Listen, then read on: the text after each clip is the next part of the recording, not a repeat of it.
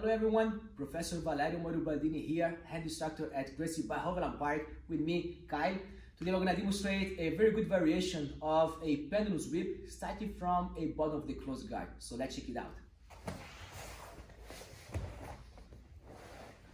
From the bottom of a closed guard, normally we want to start the action first. So what are you looking from the bottom? I always want to lead the action. So having two hands on the sleeves, sleeve and collar, sleeve and collar, two hands on the collars. Is all about depending on what I want to do, okay? If you want to be a submission, we're going to be a sweep. But for today, person on top will set up his grips first, okay? So we're going to have one hand, the strongest hand, on top of my chest, and the second hand on top of my hip. So it's a very good way, a very good setup for the person on top to start to open my guard.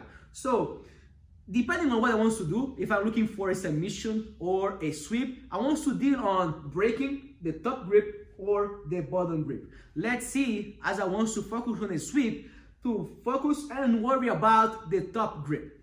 So my partner is using his right hand to control my collars. So I want to make a grip back with my right hand.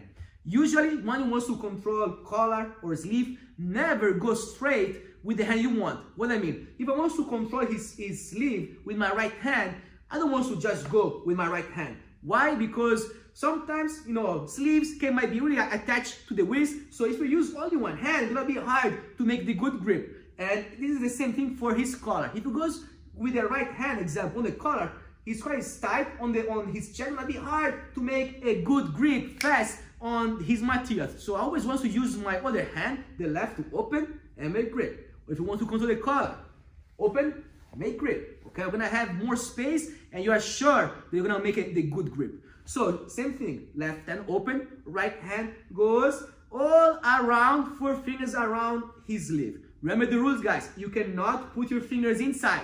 You're gonna be penalized in a tournament, and if the other person decides to turn the wrist and pull to break your grips, your fingers are inside, you're really gonna hurt your fingers. So for rules, take your fingers outside like this or like a joystick. There is not a better way, okay? You can choose to work both. I prefer to do this, but if you like most do the joystick control, it's fine too, okay? So we are at this point.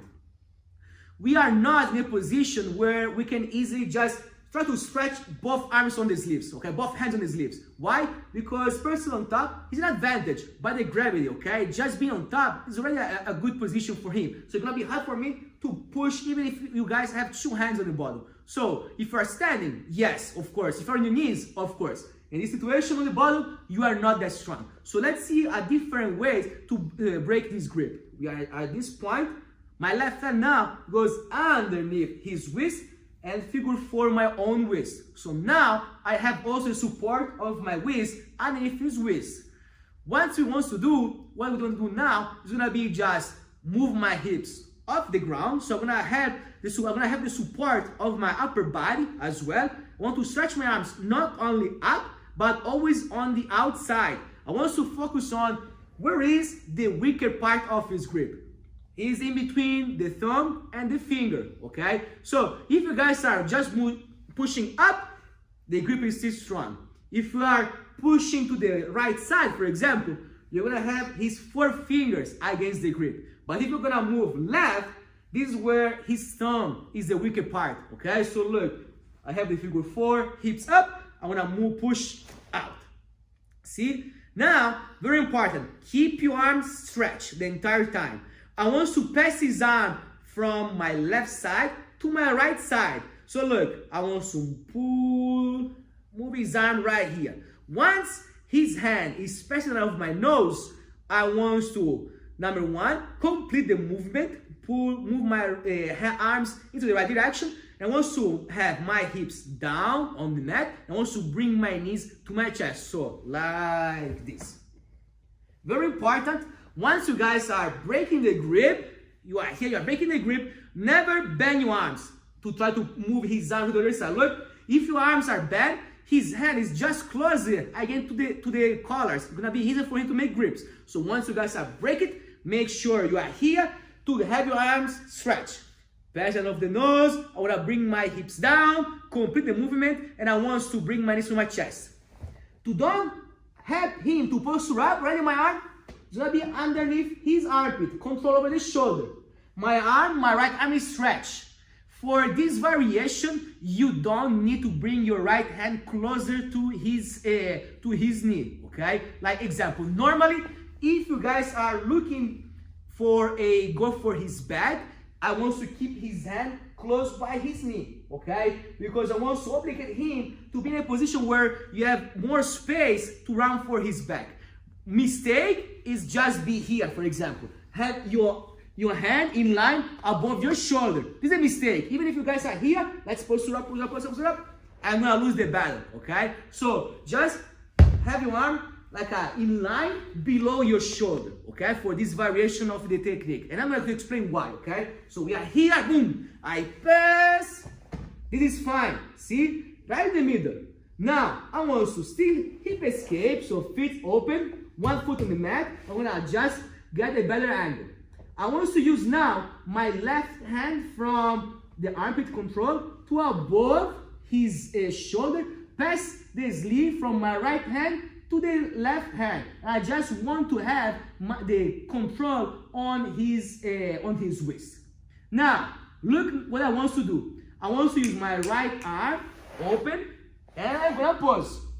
What I want to do is to shut myself underneath him, okay? So look, I want to move my right arm underneath his body, reaching for his farthest leg. So look, from here, I want to use my shoulder, and I go with my right hand controlling his pants. Now look, I'm going to draw the position right here.